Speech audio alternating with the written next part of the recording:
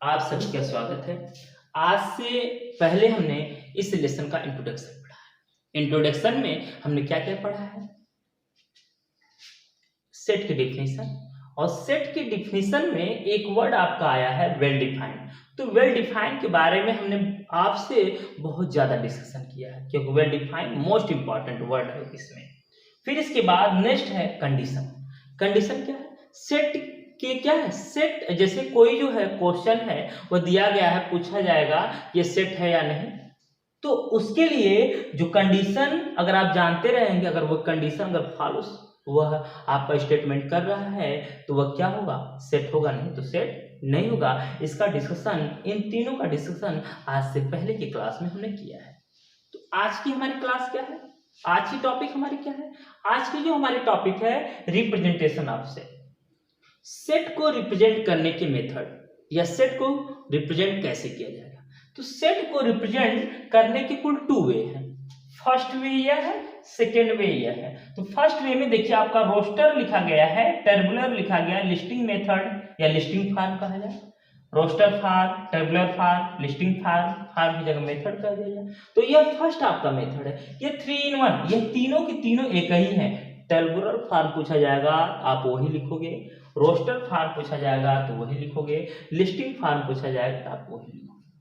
Second method आपके हैं set builder form और rule method. Set builder form और रूल मेथड, यह दोनों के दोनों एक ही हैं। इसका मतलब है सेट को जो हम रिप्रेजेंट करेंगे 2 वे से रिप्रेजेंट करेंगे।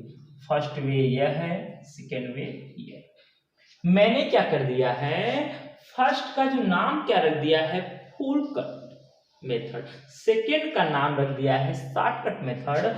फुल कट मेथड और शॉर्टकट जो मेथड है, यह फुल कट और शॉर्टकट जो वर्ड है यह बार बार आप सुनेंगे।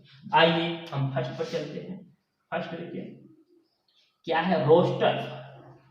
रोस्टर फॉर्म या रोस्टर मेथड, क्लियर होगी बात? रोस्टर फॉर्म या रोस्टर मेथड। आइए ध्यान से देखिए ये क्या है। इस मेथड में आप क्या है, जितने भी उस सेट के कलेक्शन में एलिमेंट होते हैं सभी एलिमेंट को एक एक करके कामा लगाकर लिखते हुए चले जाते हैं। कामा लगाकर लिखते हुए चले जाते हैं।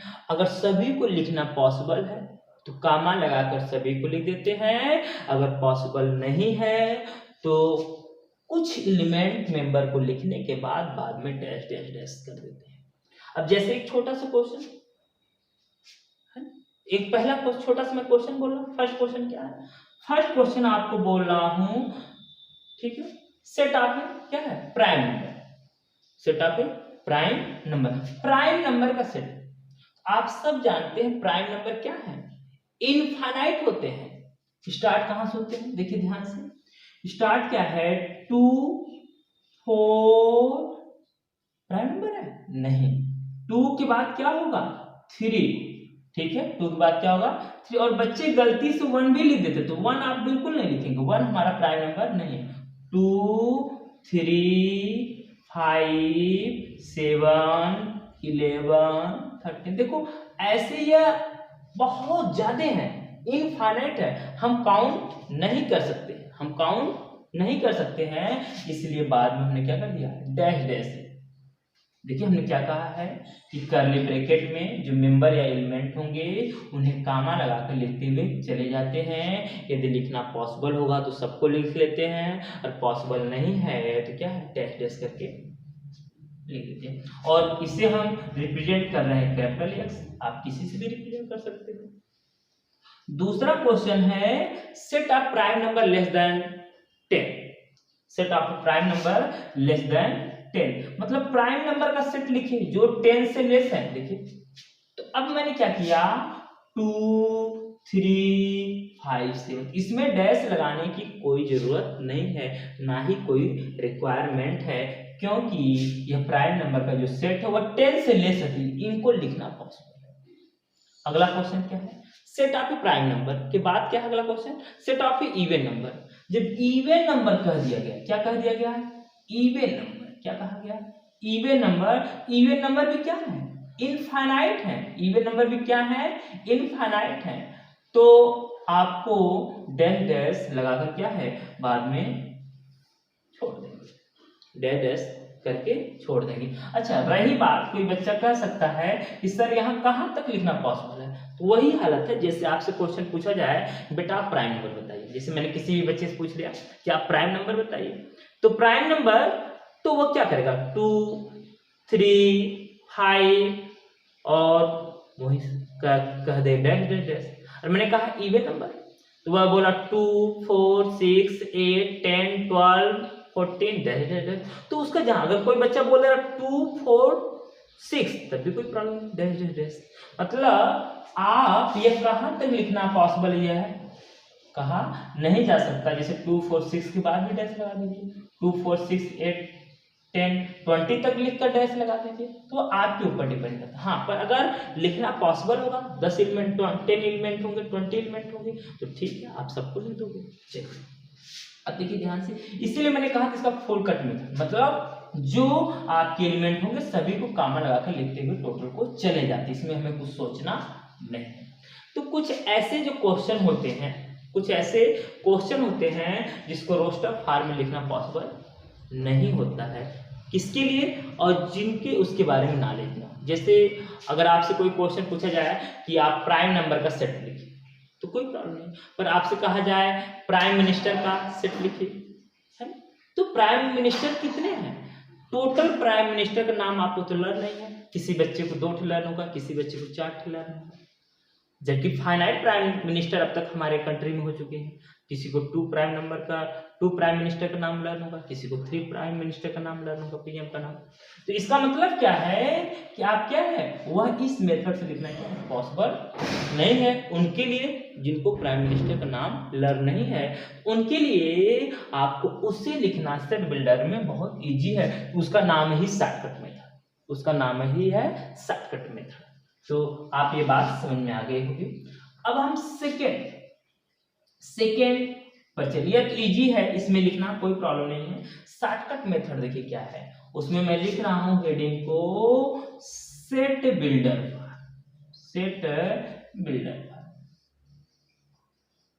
मेथड या देखिए ध्यान से देखिए इस बात को, इसमें देखिए ध्यान से कैसे लिखते हैं। सबसे पहले तो हम कर्ली ब्रैकेट लगा लेते हैं, सबसे पहले तो हम क्या कर देते हैं कर्ली ब्रैकेट यूज कर सकते हैं, कर्ली ब्रैकेट, और यहाँ पर कैपिटल लेटर कुछ भी आप यूज करो जैसा बुक में दिया हो या अपने से यूज करो। इसके बाद यहाँ एक लेटर लिखते हैं x such that x.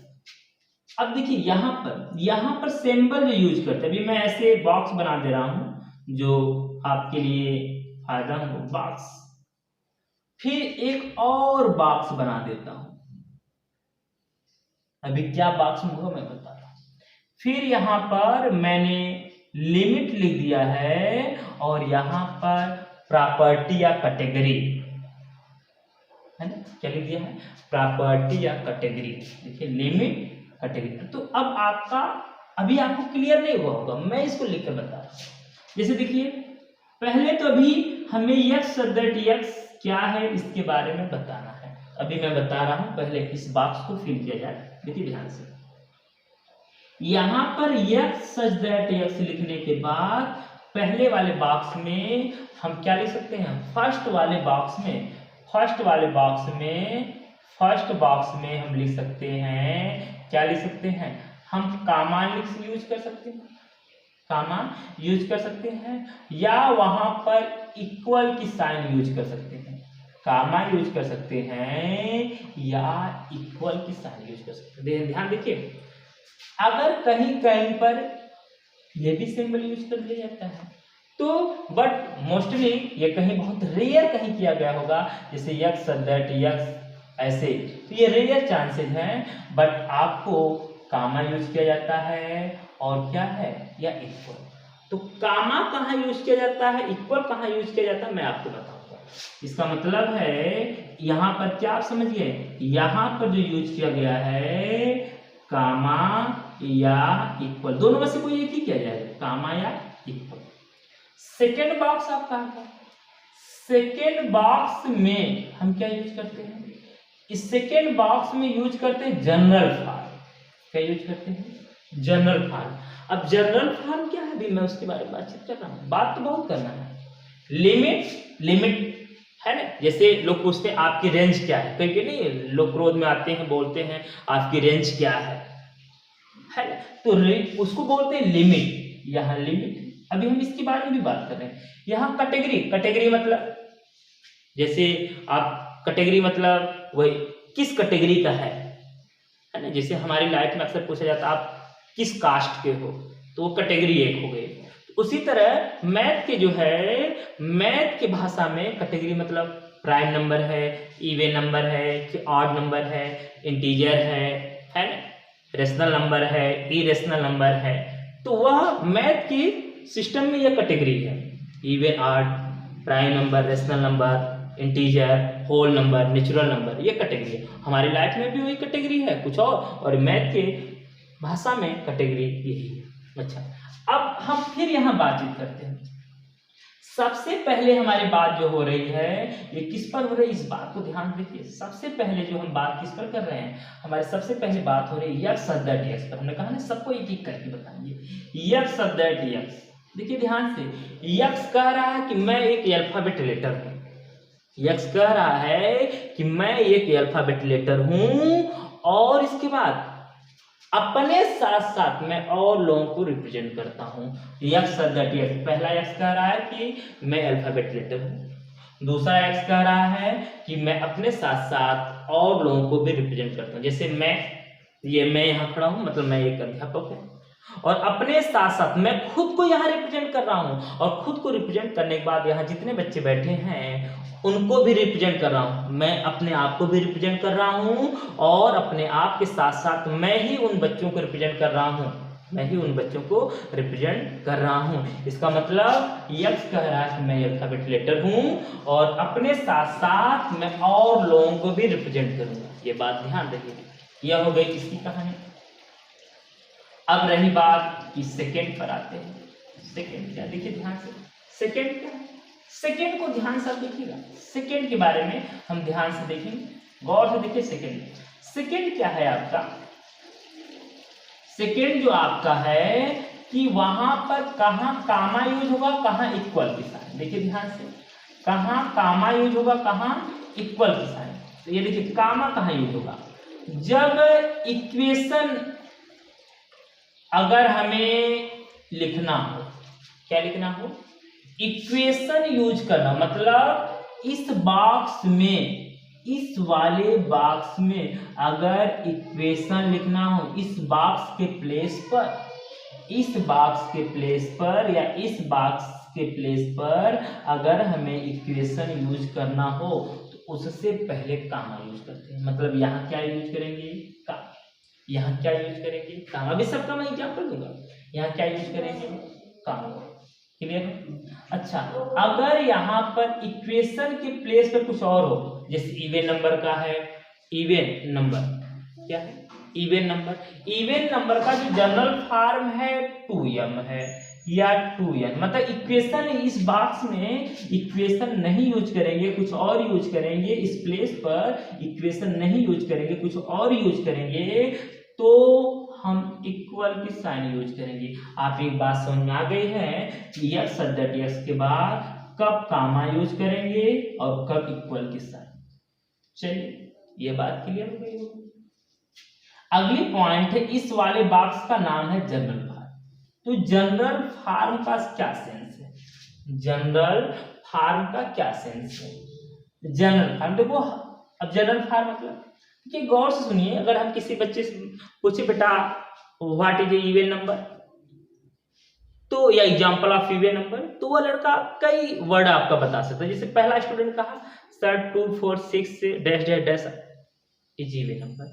Second student कह रहे हैं, जैसे मैं सेकेंड बच्चे से पूछ रहा हूँ, तो सेकेंड कह रहा है सर जो 2 का डिविजिबल हो वह आपका इवन नंबर है।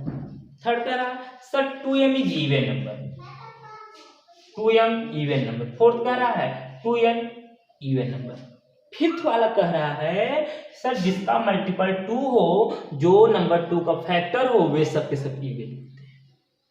तो सबसे इजी क्या है, सबसे कम समय में यह 2m, 2m। ये 2m जो वर्ड है आप कई बार सुने होंगे प्रीवियस क्लास में, ठीक है। तो 2m इधर क्या है, रिप्रेजेंट ऑफ क्या है, इवन नंबर।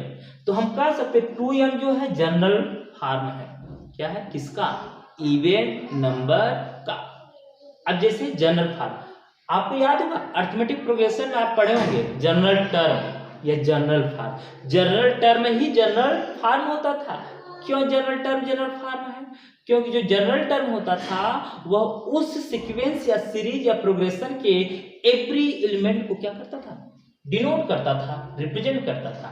मतलब जनरल फॉर्म एक ऐसा फॉर्म जो क्वेश्चन में जितने भी एलिमेंट हों सबको रिप्रेजेंट करता है, उसको हम कहते हैं जनरल फॉर्म, उसको हम कहते हैं जनरल फॉर्म। क्लियर है। जैसे प्राइम नंबर हो गया तो उसका कोई जनरल फॉर्म नहीं है, कोई जनरल फॉर्म है ही नहीं। अब उसको एक वर्ड में ही, उसको लेटर में ही उसको लिखा जाएगा। और आड नंबर हो गया तो 2m+1, आड नंबर का जनरल फॉर्म क्या है, 2m+1।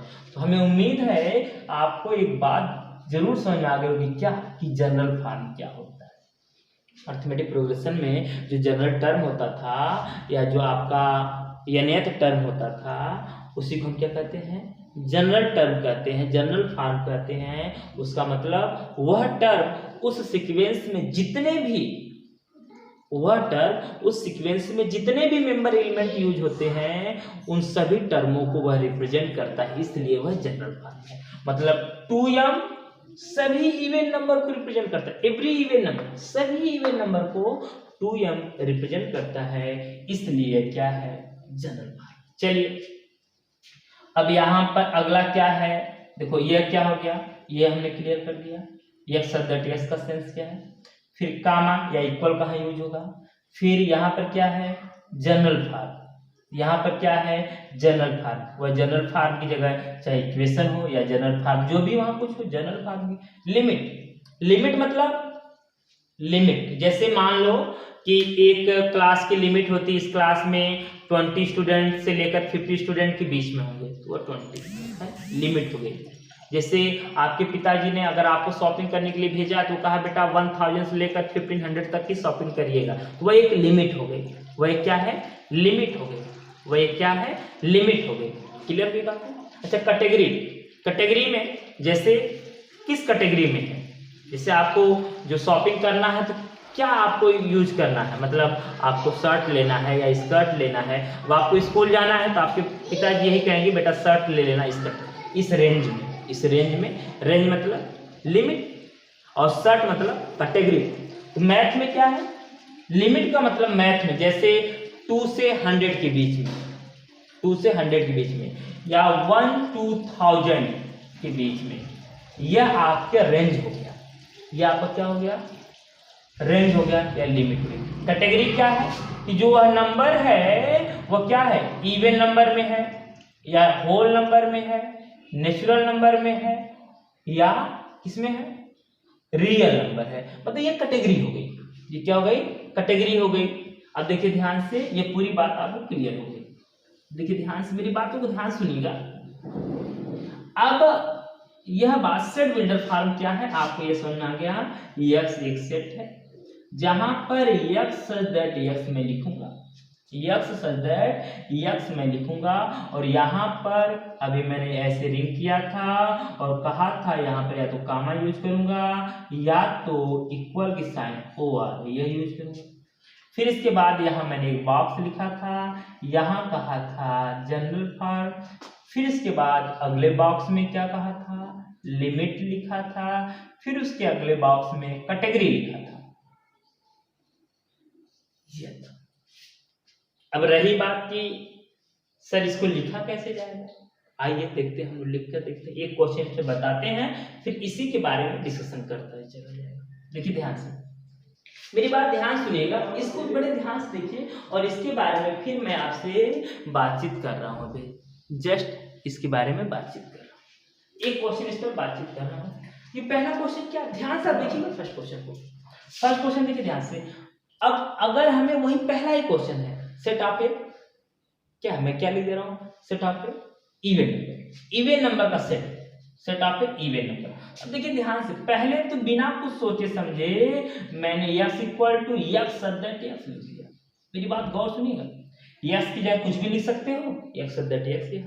यहाँ कोई बच्चा y सब्जेक्ट y लिख दे कोई प्रॉब्लम नहीं, पर हर किसी बुक में x सब्जेक्ट x लिख दिया है, तो इसलिए हम वही बार बार लिखते हैं। यहाँ a भी लिख सकते हैं, b भी लिख सकते हैं। अच्छा, कुछ यहाँ और भी x सब्जेक्ट x की जगह आप लिख सकते हैं, यहाँ भी कुछ और लिख सकते हैं। कर्ली ब्रैकेट हो गया, पहला क्या है, कामा। तो कामा या इक्वल की साइन जनरल फॉर्म पर डिपेंड करता, मतलब हम यहाँ क्या यूज करेंगे। तो प्राइम सॉरी मैंने इवन नंबर कहा, इवन नंबर क्या है, 2m है। इवन नंबर क्या है, 2m। क्या ये इक्वेशन है?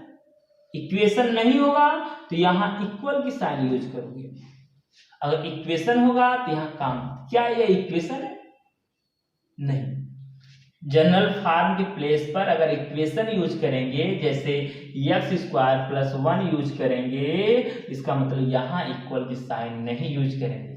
पर यहाँ इक्वेशन नहीं यूज करेंगे तो यहाँ इक्वल की साइन यूज करेंगे। चलिए ये बातें हो गई। अगली पॉइंट ध्यान से सुनिए। अगले पॉइंट क्या, लिमिट। अब लिमिट क्या है? अब देखिए प्राइम नंबर की कोई लिमिट नहीं होती है, सॉरी इवन नंबर की कोई लिमिट नहीं होती, वो 2 से स्टार्ट होकर इनफाइनाइट तक चला जाता है। बट जब हमने 2m लिखा, इसका मतलब कि m की वैल्यू 1 लिखा जाएगा। क्या है, 1। m की वैल्यू 1 तो यहाँ 2 होगा, m की वैल्यू 2 तो यहाँ 4 होगा, m की वैल्यू 3 तो यहाँ क्या होगा 6, m की वैल्यू 4 तो यहाँ 8 होगा। 2 4 6 8। इसका मतलब क्या है कि यहाँ लिमिट में तो कुछ नहीं है, बट हम क्या लिख देंगे, केवल क्या लिखेंगे, कुछ भी नहीं, लिमिट कुछ है नहीं, पर यह लिख देंगे यम। क्या है यम। अगर आप लिमिट लिखना ही चाहें तो यम क्या है, ग्रेटर देन 0। यम ग्रेटर देन, यम की वैल्यू क्या है, 0 से ग्रेटर है, यम ग्रेटर देन 0। मतलब और आगे मैं कैटेगरी में आता हूं, यम बिलोंग टू नेचुरल नंबर। देखिए ध्यान से, अब नेचुरल नंबर क्या होता है, 1 होता है, फिर 2, फिर 3, फिर 4, फिर 5। तो अब यम की वैल्यू क्या होगा, 0 से ग्रेटर क्या हुआ 1, फिर क्या है 2, फिर क्या है 3, फिर क्या है 4। इस क्वेश्चन में यम का बहुत रोल, इस वाले का बहुत रोल नहीं है, क्योंकि यहां से यम बिलोंग टू नेचुरल नंबर, इसका मतलब यम की वैल्यू क्या है 1 से स्टार्ट होगी, और जितने नेचुरल नंबर होंगे। तो अगर ये लिख देते हैं तब भी, नहीं लिखते हैं तब भी, फिलहाल जो रूल है ये ध्यान रहे। तो रूल में ऐसा भी हो सकता है, पहले आप कैटेगरी लिख दें, फिर इसके आप लिमिट लिखें, पहले कैटेगरी लिखें फिर लिमिट लिखें। अब आपको समझ में आ गया होगा कि set of A even number के लिए सबसे पहले x सब्जेक्ट x, फिर यहां हमने इसको लिखा, फिर मैंने इसको लिखा, prime number, even number, odd number जो भी कुछ हो, हमने इसको लिखा। यहाँ क्या है, इवन नंबर का जनरल फॉर्म। ये इक्वेशन नहीं है इसलिए इक्वल साइन। फिर इसके बाद यम है क्या, नेचुरल नंबर है, और वो क्या है 0 से ग्रेटर है। ये लिखोगे तब भी, नहीं लिखोगे तब भी कोई प्रॉब्लम नहीं है। चलिए, इस तरह से सेट को रिप्रेजेंट किया जाता है रोस्टर फॉर्म में, सेट बिल्डर फॉर्म में। तो हमने इसको पूरा एक्सप्लेन कर दिया। अब हम एनसीईआरटी के जो फर्स्ट एक्सरसाइज के बेस पर जो आज तक मैंने जो पढ़ाया है, उस पर आपके क्वेश्चन को क्या करूंगा, पहले आपको यहाँ पर डिस्कस करूंगा, सॉल्व कराऊंगा, फिर इसके बाद नेक्स्ट लेक्चर पर, नेक्स्ट थियरी पर हम चलेंगे, क्योंकि नेक्स्ट थियरी इसके बाद है टाइप्स ऑफ सेट है। चलिए, अगर आपको क्लियर समझ में आया इसको लाइक भी करिए और शेयर भी करिए, ठीक है। किसी कोई कंफ्यूजन नहीं होना चाहिए, और कोई कंफ्यूजन होगा तो आप जो कमेंट बॉक्स में लिखकर हमसे पूछिए, उस कंफ्यूजन को हम दूर करेंगे, आपसे बात भी करेंगे।